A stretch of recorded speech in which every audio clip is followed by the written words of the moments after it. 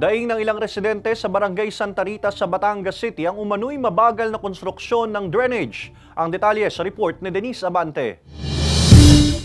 Mabahong amoy na nagmumula sa nakatiwangwang na kanal ang halos 2 buwan na raw tinitiis ng 65 anyos na si Aling Imelda na residente ng Barangay Santa Rita Calzada sa Batangas City. Katapat kasi ng kanilang water station na malapit din sa kanilang bahay ang ginagawang drainage sa lugar. Pangamba ngayon ni Aling Imelda ang baha dahil hindi pa natatapos ang ginagawang drainage. Parang hindi pa rin kayang tapusin po ito sa sinasabi nila. Up to now, July.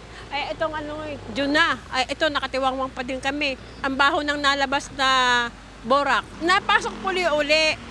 At tapos ang baha, abot din sa kalsada. Pinapasok po kami sa loob ng bahay. Sa muling pagbisita ng GMA Regional TV, Balitang Southern Tagalog sa lugar, sementado na ang halos 80% ng paggawain. Tuloy-tuloy din daw ang trabaho sa lugar. Ayon sa DPWH 2nd District, nasa 85 to 95% ng tapos ang paggawain. Lapit ako sa dulo na ako Ayaw kasing pumayag nung may mga harap-harapan doon. Ninegosyate ko pa. Tapos na ako sigurado ako mga July 15, so hindi abutin ako ng ulan. Batangas City. Payo rin ng otoridad sa publiko, iwasang magtapon ng basura sa kanal. Inaasahang matatapos ang drainage sa ikalawang linggo ng Hulyo. Pag hindi ko na idugtong, posibleng bumalik-balik, pero hindi ang balik ay sa atin doon sa San Pascual. Kasi ayaw nila pumayag. Kasama si J.R. Manjares, Denise Abante, Balitang Southern Tagalog.